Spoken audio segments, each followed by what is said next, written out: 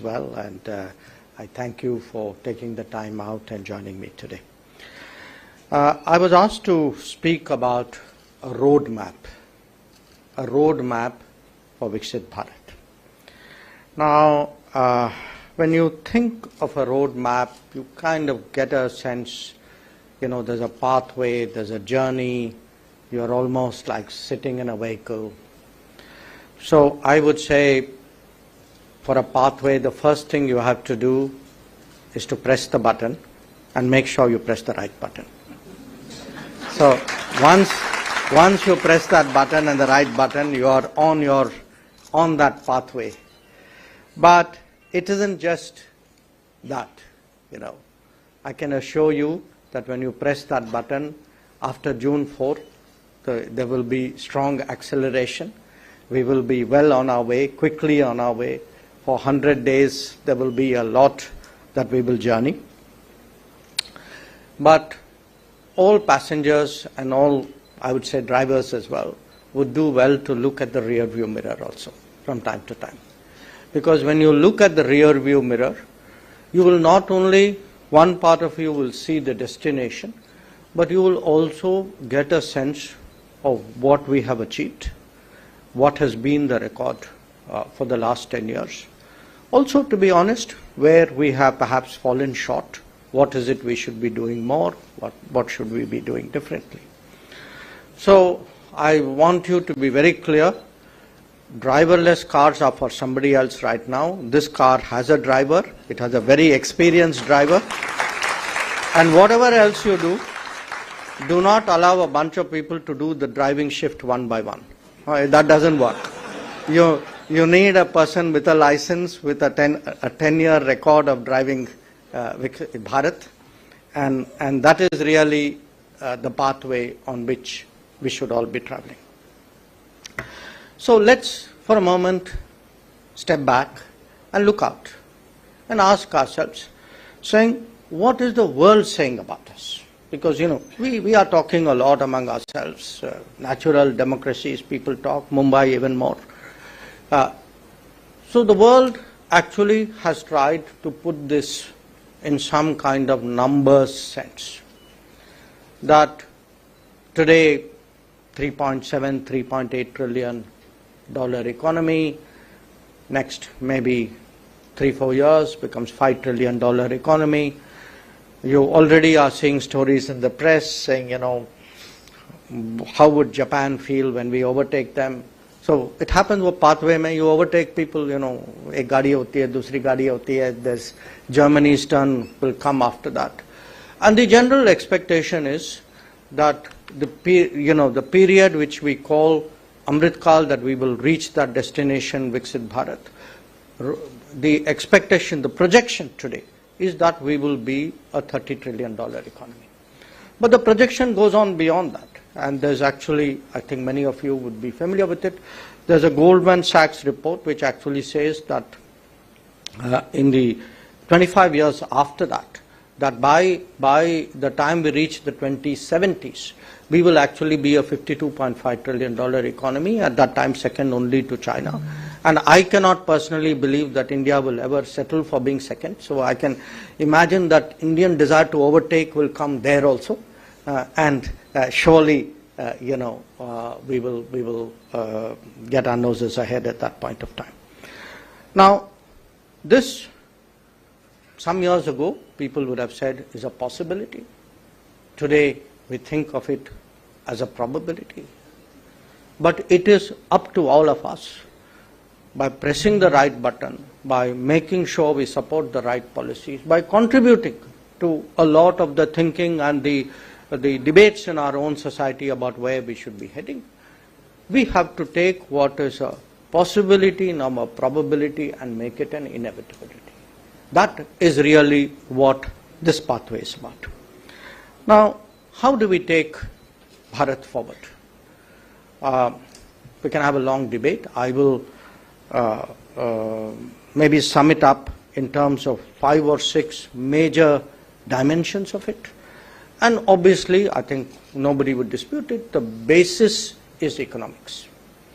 That we are today a economy back to that 7% growth rate, confident of pushing it into the 8s, and moved up from number 11 a decade ago to number 5.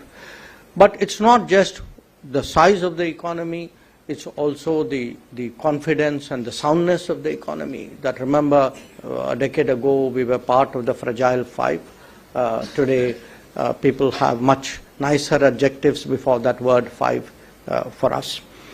But it will happen, for this, in this pathway, if we are to become a Viksit Bharat, we really have to grow manufacturing in this country.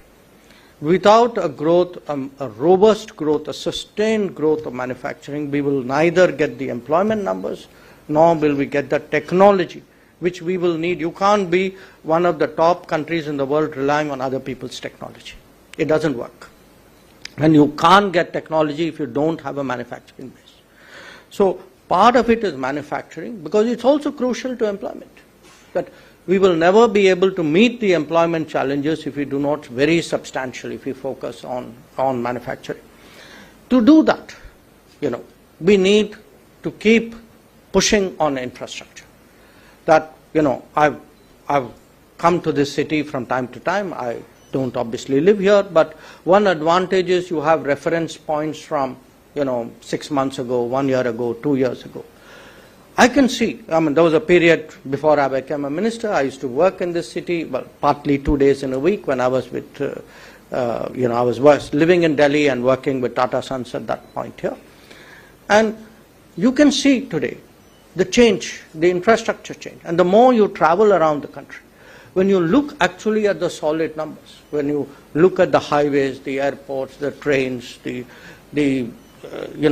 physical kind of indices of what are the progress, it's actually very impressive. That, we ourselves don't realize today that we are building 28 kilometers of highway every day, or that we are laying 14 kilometers of railway track every day. Every day, think about it. That we actually build 8 new airports every year. That you can go today to third-tier cities and look at the quality of the airports. And if you really want to feel good after that, go to Europe and do the comparison. You actually see today, what is the change. But so we have to focus on manufacturing, have to push infrastructure stronger, clearly have to focus on food and health security, which means we have to be broadly, nobody can be completely self-sufficient, but we have to largely be able to meet our own needs out there, which means, again, a big investment in agriculture production, in food processing, in health, the entire chain of health. And I come to, in a sense, what is the overarching concept, which is Make in India. Because if we do not make in India, we've heard a lot of talk after 1992 about why globalizing is good. I agree, globalizing is good.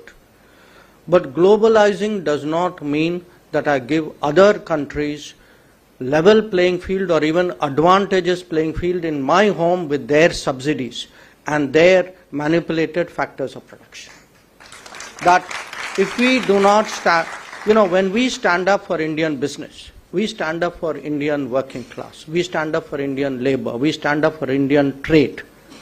And today it's important, if necessary, we go against, you can say, conventional wisdom.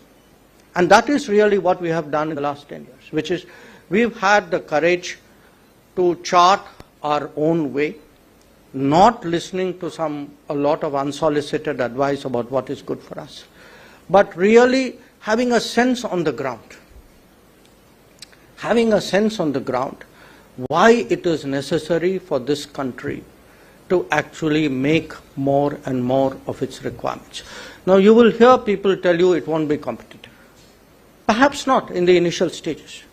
But if you follow that logic, it will never be competitive, because once you have fallen behind, we will never catch up unless you have somebody like Narendra Modi who says, I will do what it takes to pull our economy up to a point where we will be competitive. And once you start making that effort, actually it's much more successful than you would think. Now, I would say in different ways today, you can actually see and look at our export numbers. I mean, given the cost of money in this country, I think it's super impressive today that we actually have pulled out of COVID, pushed our exports today to record numbers, despite all the structural handicaps that we've had. And again, a lot of it reflects the progress of the last decade, the better infrastructure, the easier to do business, the less bureaucratic way by which, if one goes to a port and look at really today the turnaround times in a port, you can see the difference. So my first point is economics.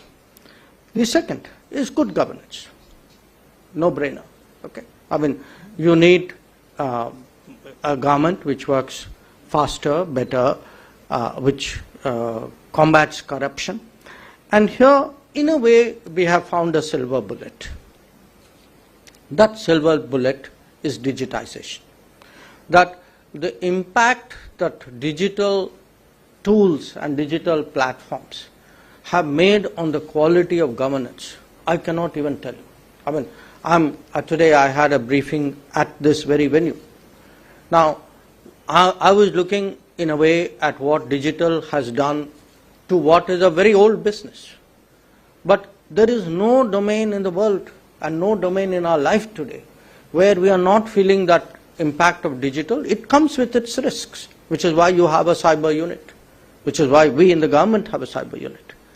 But along with the risks, once the more we embrace digitization, and there, if I were to pick one big governance change which Prime Minister Modi has personally instilled in this country, it is actually this embrace of digital mechanisms and digital instruments really to improve governance. And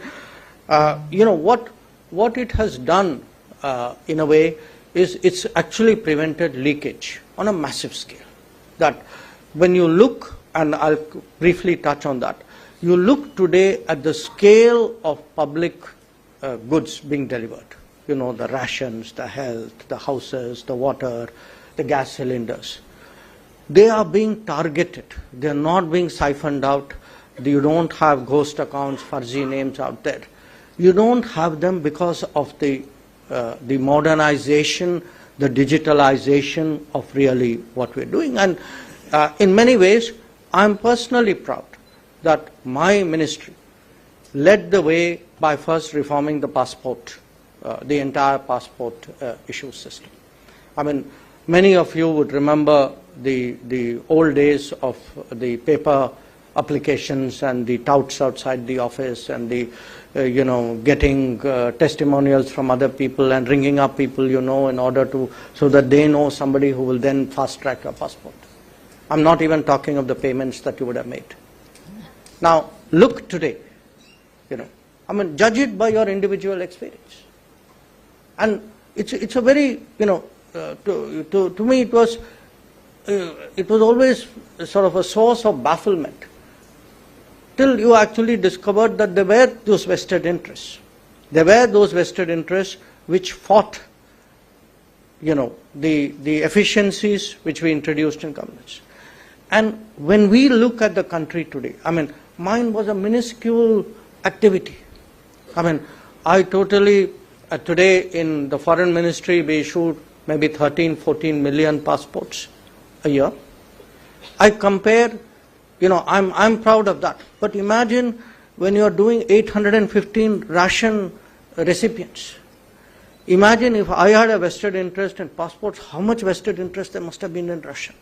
How much there would be in various kinds of employment schemes. How much there would be in allocation of houses.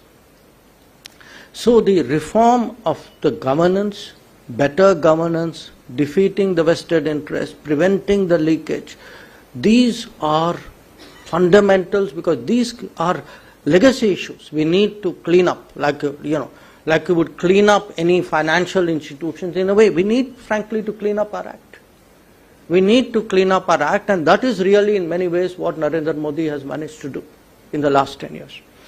Now, when we speak about growth, obviously, growth cannot be for some and have people who are visibly left behind. This is common sense. I think if you look wherever there has been steady, sustainable progress, the size of the middle class has increased. You have to, go the extra mile for those who have been disadvantaged historically, or who are find themselves in circumstances where they need much more from the state and the government. And here I would just make 2 points for your consideration. One, the scale of our achievement. I mean, today if we say we are preparing the ground for Viksit Bharat, part of the reason is in the last 10 years, according to Niti Aayog, 250 million people have come out of poverty, and that is actually the largest growth that we have seen in that category in our entire history. The second, when you look at the scale of our delivery, we took programs, some programs never existed, some did. But what was there in the thousands or the tens of thousands or the lakhs, today has become in the crores and the tens of crores. And if you just look at the scale of actually what we deliver to our people, I can tell you when I go abroad and talk about this, because there's a lot of interest in the world on this subject, they just marvel at those numbers. I mean, it's the way I marveled at the number of transactions you guys actually, do out here. Now, these are sizes of multiple countries, sometimes continents. I mean, I sometimes joke with people. Imagine if somebody told me in 2014 that we are electing a prime minister who in his tenure will develop the capacity to feed all of Europe and America, who will give enough houses to house all of Japan and Germany, who will change the kitchens from firewood to gas cylinders of all of France and Germany, who would actually provide more piped water connections than exist in all of Latin America. I think you would have said such a person doesn't exist. He does. His name is Narendra Modi.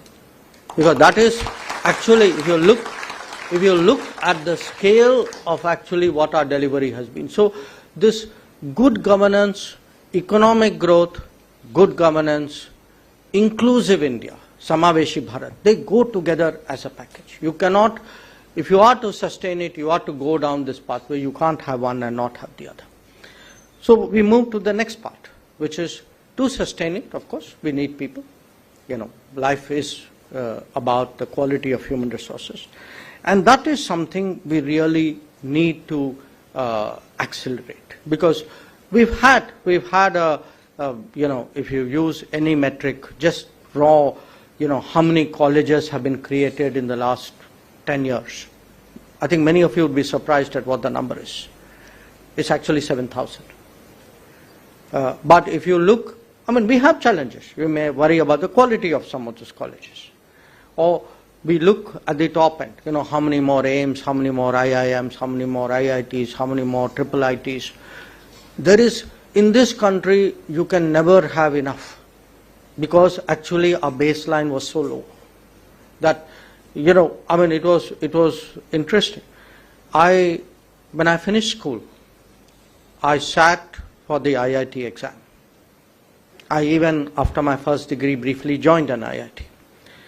By the time I reached the end of my career, or I would say middle, maybe 2/3 of my career, the number of IITs actually hadn't changed in this country.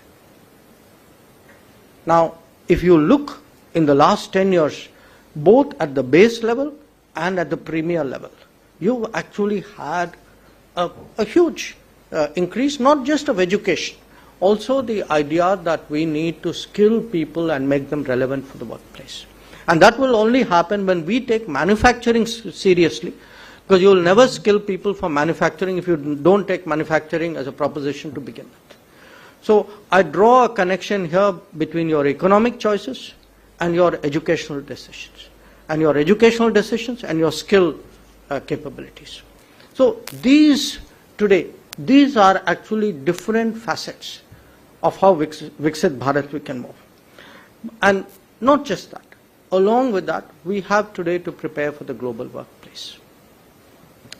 It's a paradox that the countries most developed, maybe it's not, it's a logic of a kind, the countries most developed are the ones which actually today face the greatest demographic challenge.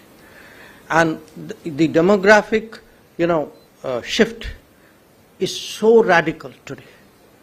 People speak saying game changer in the next 10 years is going to be AI. I agree. But I think there's a second game changer which people don't recognize, and that is actually demographics. Because you're not going to see that line. You're going to see countries fall off the cliff. You're going to see massive declines, very, very sharp decline in the working population of many countries.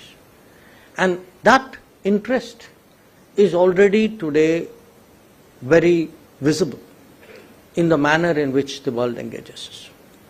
Some of you would have read this news story 4 days ago, that suddenly the number of Indian students in Germany have exceeded the number of Chinese students. Why do you think it happened? Or if you follow the Semiconductor Industry Association in the US, look at their interest today in India. And look at their interest today in actually working with Indian companies.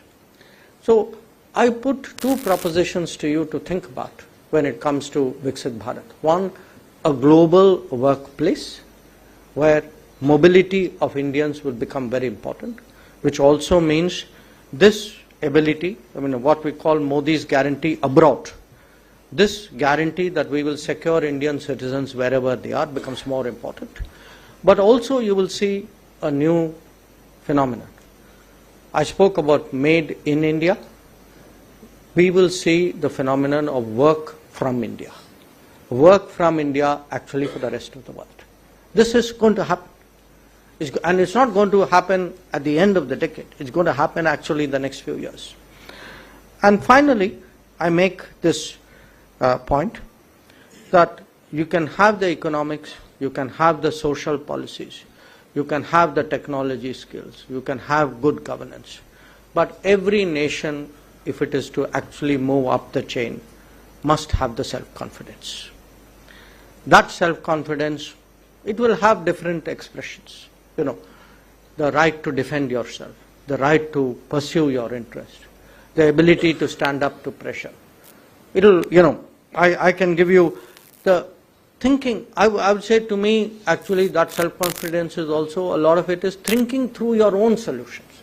Because many of us in the policy world, maybe even in other worlds, we tend to get pressurized by what we read, people to whom we have historically deferred, that, if they say this, then maybe we should be listening to it. Am I really doing the right thing, because it's not what is the advice which others are giving. So how do you actually develop that confidence and that capability to back your judgment? And it doesn't come easy. Somebody has to lead. Somebody has to have those big judgments which we subscribe to, and by trial and error we validate actually in our own, in our own experience. And if you look at some of these recent, experiences we've had, we went through COVID. Okay, COVID was, we had public health judgments. Do we import vaccines? Do we make our own vaccines? Can we afford to import vaccines? Do we then limit vaccination to a few, or do we make our own? Do we do it on such a mass scale so that we actually do universal vaccination in this country? Or, for me at that time, the economic decisions. Do all the effort that we had made in tightening the fiscal deficit from 2014 till 2022, till 2020. Do we blow the bank in response to the COVID? I think we had a Prime Minister who had the courage to say he would not do it. That we would find other ways by which we would respond. We would give actually direct support to people who were most vulnerable, but he was not going to let all the hard work after 2014 actually be destroyed by the COVID. Now, many countries didn't make that choice. That if you look today at a very big part of the explanation for the global economic slowdown, it is actually the manner in which a lot of economies, especially developed economies, responded to the COVID. So it could be in national security that, when we had in May of 2020, we had the Chinese actually in violation of agreements move a lot of forces to the border. Remember, we were in the middle of a lockdown.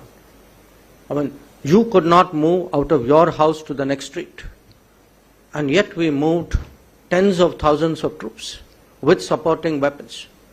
We moved more troops to the China border than we have actually ever done, including during wartime. And we were able to do that because we took that call, that the only way to respond to them is to counter, deploy, and to push back. So, I'm in a city which has been the biggest victim of terrorism in this country. So we have to take that call. I mean, it's a self-confidence call. Do you continuously put up with it because that guy threatens you with nuclear weapons and the rest of the world says, no, Pakistan will be like this and it's your karma to put up with it? How long will you put up with it? Or do you say, no, I'm not going to put up with it, I will handle the rest of the world, but I will make sure that he pays a cost every time he does something. And that is the only way by which we have actually guaranteed in the last 10 years. That there's, how do you make this city terror-free? I mean, this city has seen more terror out of Pakistan than any other city in this country. So because it's a financial center, it's a natural magnet for their terrorism. So how do we ensure? So it is a judgment call. It's a judgment call which you get out of self-confidence. So let me therefore sum it up.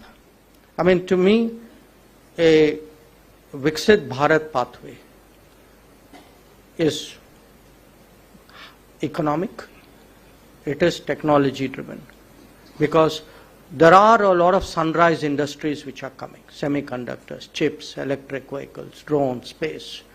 We cannot not be part of it. So it is economic, it is technology, it is inclusiveness, it is good governance, it is the courage it is human resources. It is the courage to take the right decisions, the confidence to take the right decisions. And finally, I would say in many ways, it is also culture and civilization. Because a people who do not know where they came from will not know where they're going. So when you look at that pathway, it is important to remember our roots, to remember our beliefs, to take pride in what we are. Because only then we can actually take pride in what we will be. So once again, really thank you very much for your attention. I'll be very happy to respond to any questions.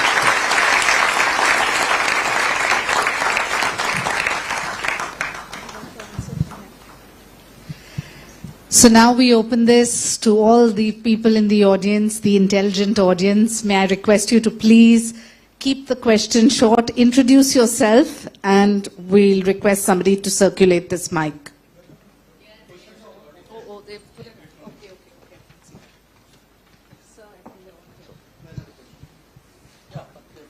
Would you like me to?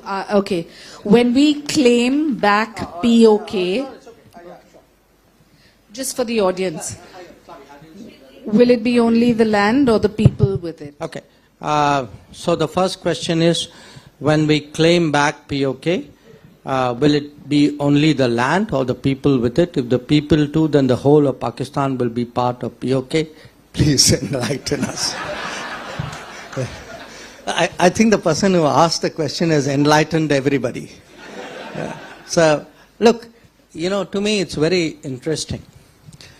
Till Article 370 was abrogated and settled, actually I didn't even see much of a POK debate in this country.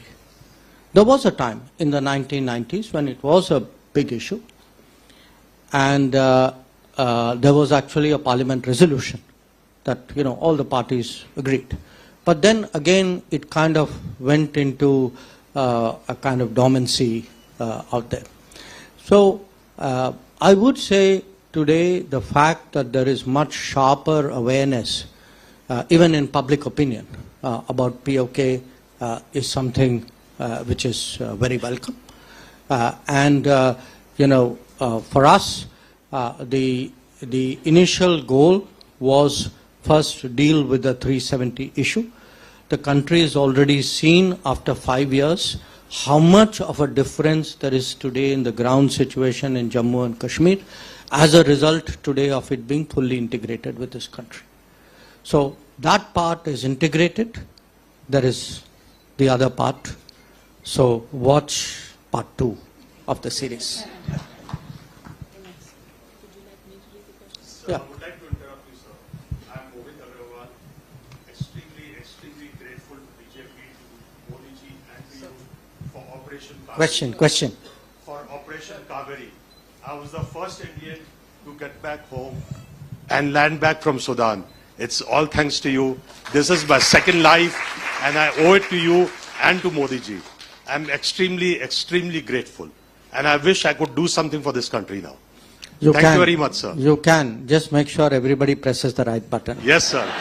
Thank you. So, I had actually given up hopes to come back home. No, but look, I will. Let me respond to this, though I treat it as a question. Today about 17, 18 million Indians, almost 2 crore, you can say. India, that is people with Indian passports. I'm not even talking of people who have other passports of Indian origin. They live and work outside India. And we are actually seeing a lot of professions globalized today. Once that awareness comes, I got that awareness actually during COVID, when we were organizing this Vande Bharat flights. Till COVID started, we actually didn't even have a very good idea how many people lived abroad in which countries. It came really as an awakening to us. Now, once that thought starts going in your mind, and I want to infect all of you with that. Whenever you go abroad, I just want you to think this. Look at the plane you are traveling. Look at the air crew. Look at the hotel you are staying. How many people from India are working out there? Look around you, at the presence of your fellow citizens. And you will actually be impressed today. You can go to the smallest, most remote country in the world.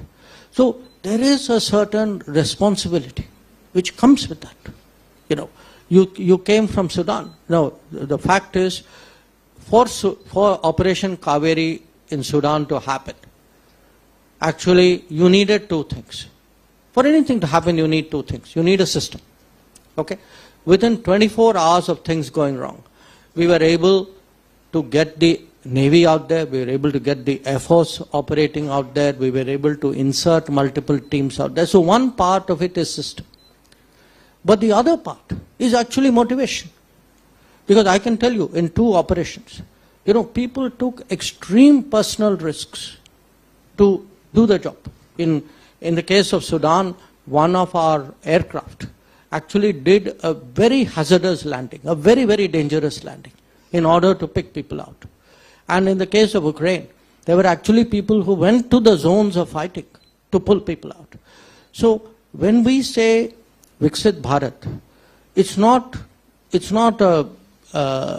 just the landscape we are talking. We are talking about charged up people.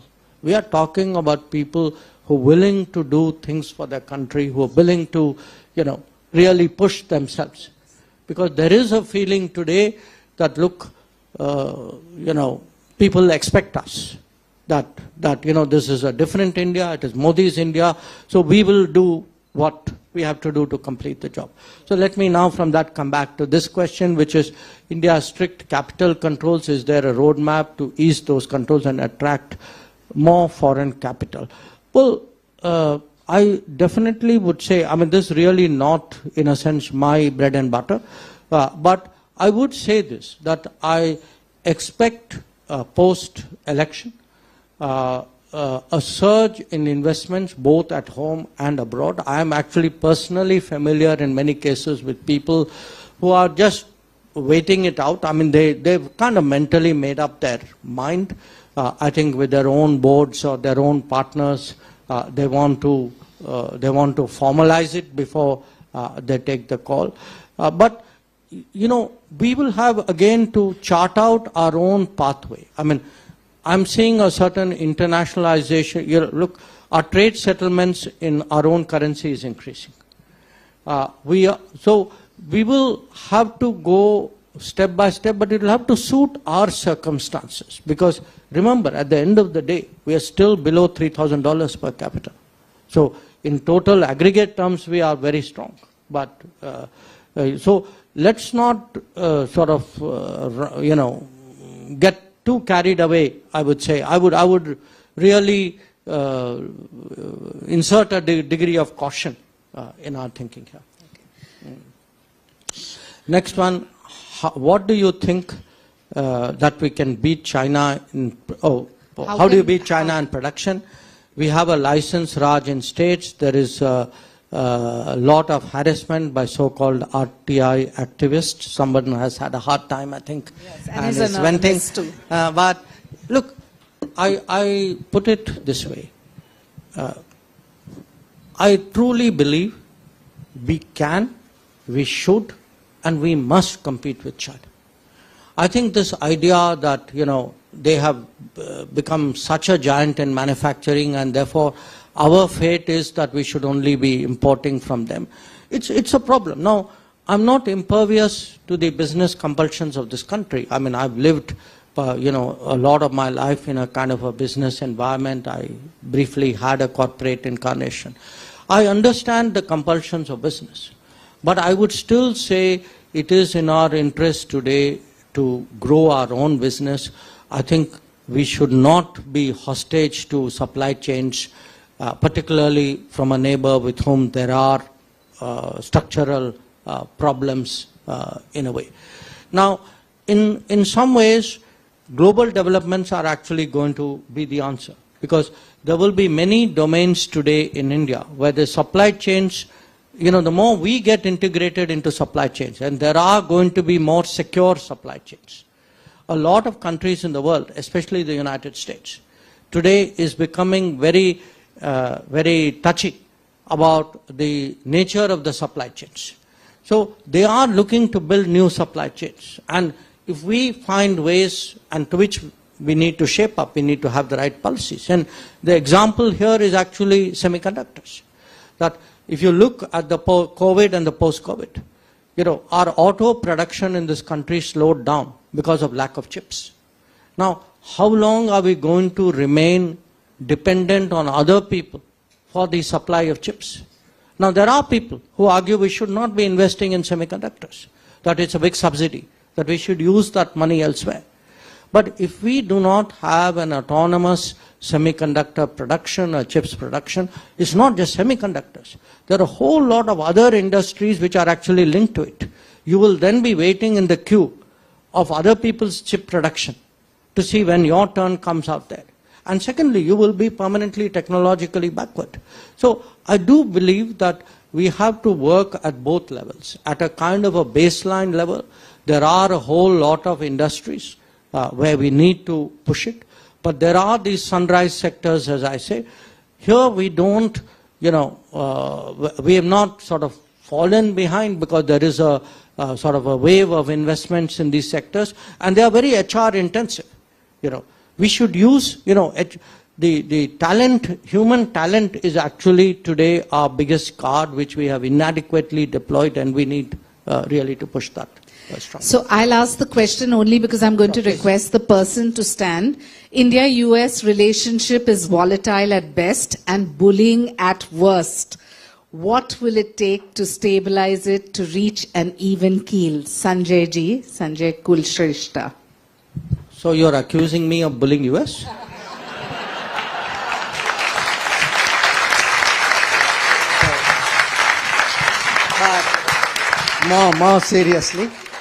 More seriously, look, I think it's a relationship which is still kind of growing, evolving. It will have its friction points, it will have its bumps, and there's a very practical reason for it.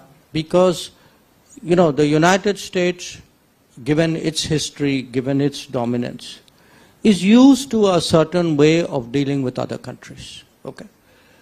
Given our history and, you know, our sensitivities, it's not something which we can, you know, their old way, I would say, in a way. Because, see, remember, we have never been part of an alliance structure. What happens is, in an alliance structure, there is a certain way, there's a certain hierarchy, and there's a way by which decisions are made and debates are conducted.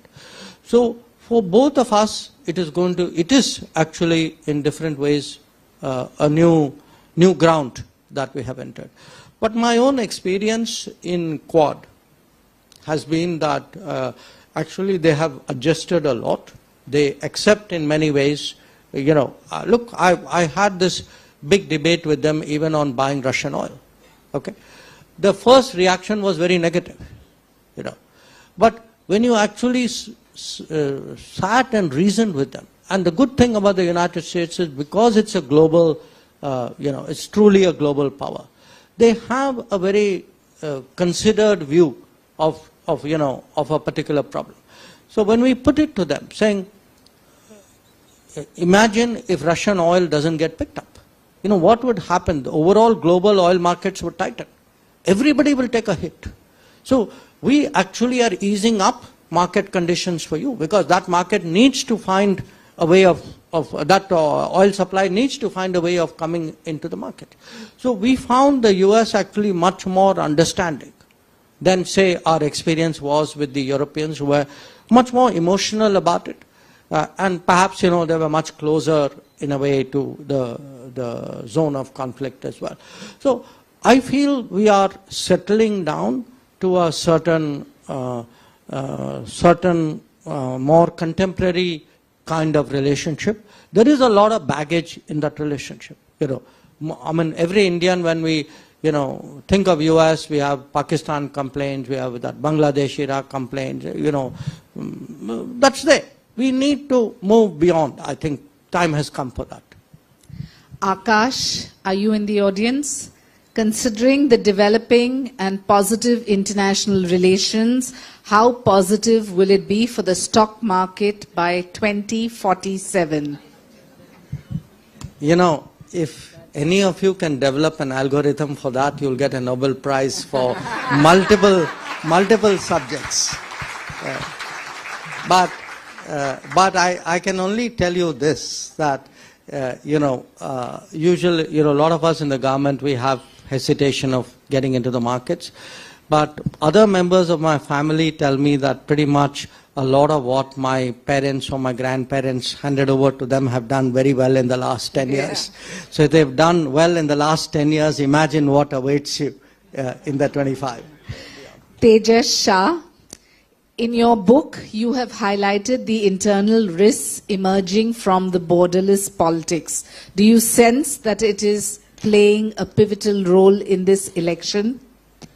I don't think it's playing a pivotal role, but I'm very conscious that there's a sustained campaign by some sections to kind of, you know, I don't want to say undermine, because it's not in the capability to do this, but definitely to influence the election. You know, that by kind of questioning the ethos, questioning the system, questioning the election commission, the voting mechanisms, you know, so they take all the variables of what is an election and then start going after it one by one. In fact, I told people they even attack the weather. So I don't think it's an accident. I mean, if you look at where that kind of drumbeat of criticism is coming, it's done by people who clearly are politically partial. They have an agenda, they have friends, they have a vichardhara, they have an ideology. And many of them are very openly uncomfortable or critical of the government, and which is why they are doing it. But I believe our systems are robust enough I would say that our people are sensible enough. I think today their ability to make up their minds on the basis of their experience and other people's records, I think that is really what will decide this election. Paras Desai from Sri Naman Securities and Finance Private Limited. This is his second question. Is de-dollarization a possibility in the near term? How should the markets perceive a move to de-dollarize? You know, de-dollarize to my mind is putting it too strongly, because at the end of the day, you know, you've seen really what the impact of dollar has been on everybody.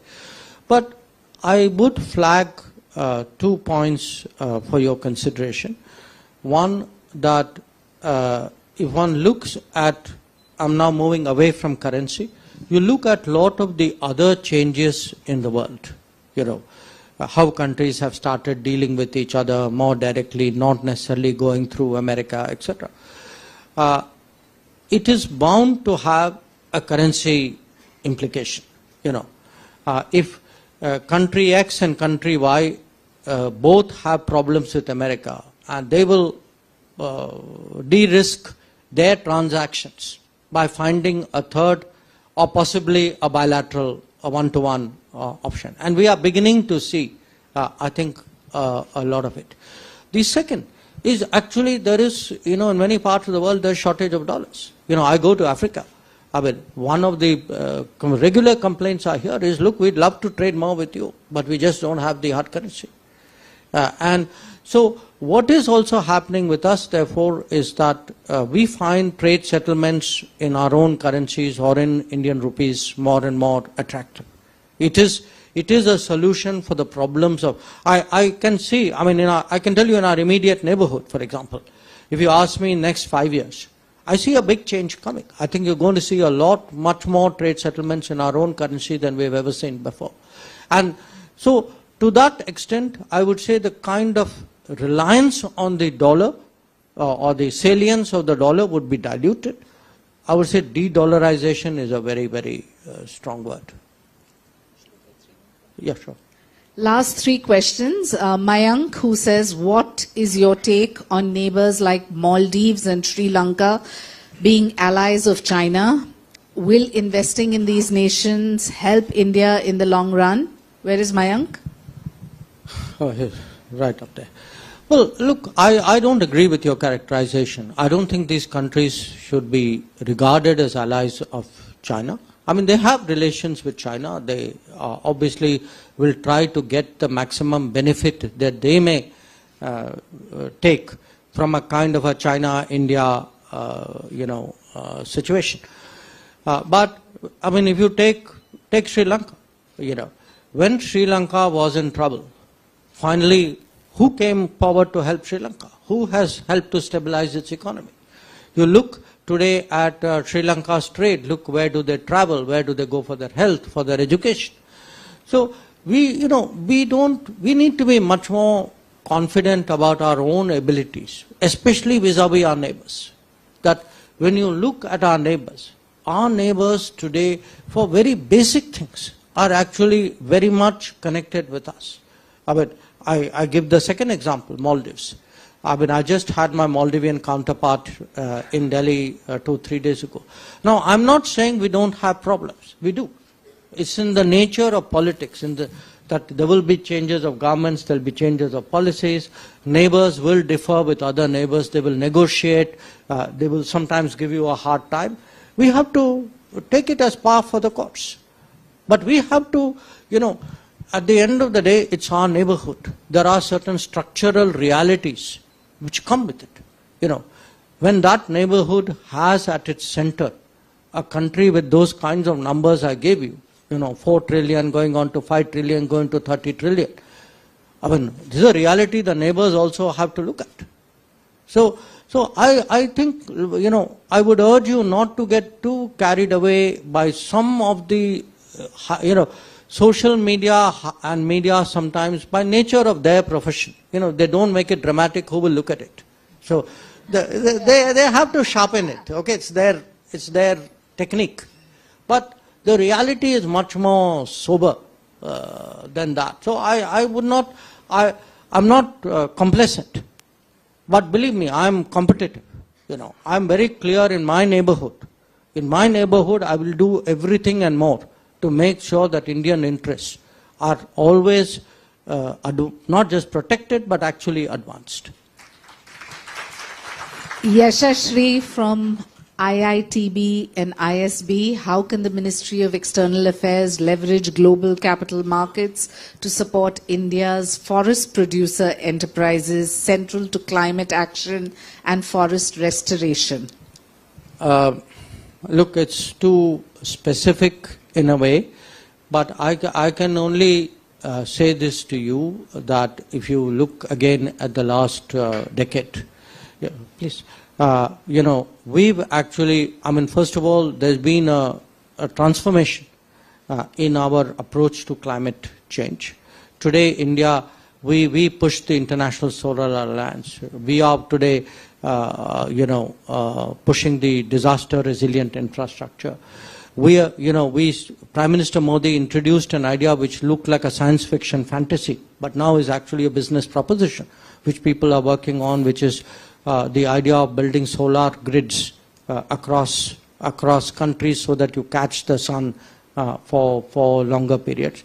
The whole idea, the LED programs that we've had, the energy efficiency, one of the big promises we have made in this election, which is Muft Bijli, that if we can massively do solar rooftop in this country, it will actually decentralize, it would make it greener, its employment consequences would be huge, its business consequences would be enormous.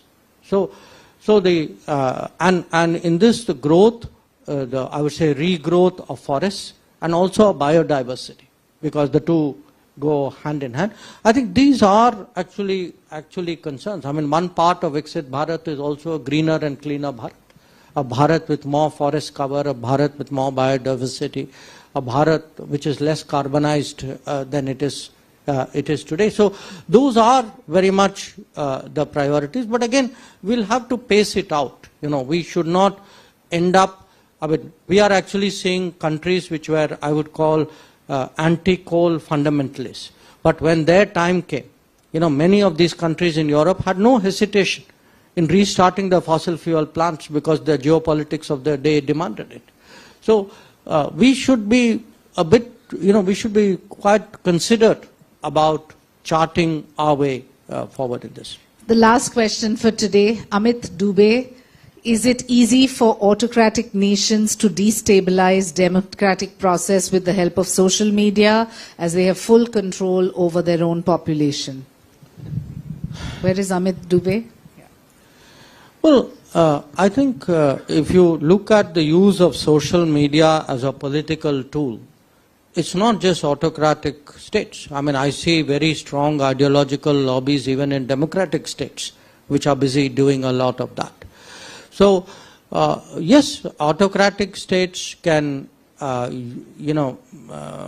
fashion it on a more 24/7 basis as a kind of a instrument of influence or of stability, instability, whatever it is. I accept that point. But here again, my own sense is, in certain cases, if we need to spread that awareness. But please keep in mind, in many ways, we saw a lot of these challenges coming. There is a debate today in the world, in the US, for example, about TikTok. We blocked TikTok 4 years ago. We are very, we have, in the last, from 2020, I think we blocked about 500 odd games and apps. Partly because we see it as agenda driven, but partly because they're actually massively harvesting our data. And, this is again an issue. It's not a direct answer to your question, but we need to be much more conscious and aware of the value of our data. That is, this data about data being the new oil is actually an understatement. It is, to me, the new gold. So, I would say, it's important that we consider different implications. We can't take anything in the digital domain anymore at face value. Thank you so much, Dr. S Jaishankar ji. I think Mumbai would love to give you a standing ovation because of your humility and the time you have given our city. Oh, they put it. Okay. Sir, would you like me to? Okay. When we claim back POK, just for the audience.